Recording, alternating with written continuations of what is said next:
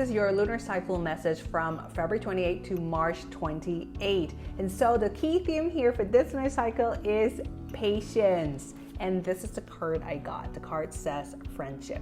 By the way, I have written more about the key message of this lunar cycle in my blog. I will be sure to leave the link below if you want to find out more. So back to patience, it's going to be a quality that we need to embody for this lunar cycle. And patience here is really being patient with ourselves, right? Being kind to ourselves. And there's a story that I shared in the blog. It's a story that everybody knows, which is the race between the tortoise and the hare.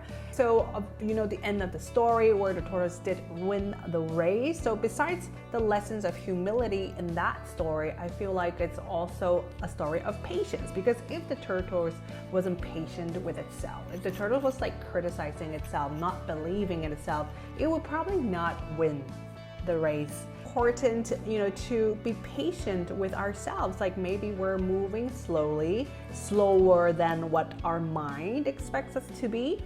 But this is where we are right now at this moment. So accept that, and when we accept it, we're able to move forward.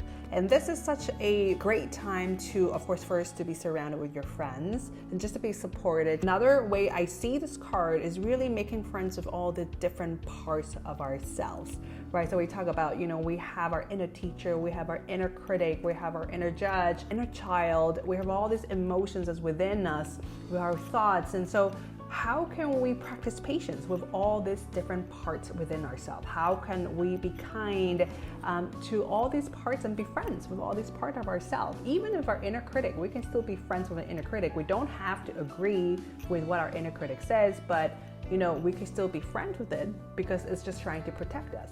So this is Tanya from Muse Flower Tree and Spa. Hope this is helpful, and I'll see you in my next video.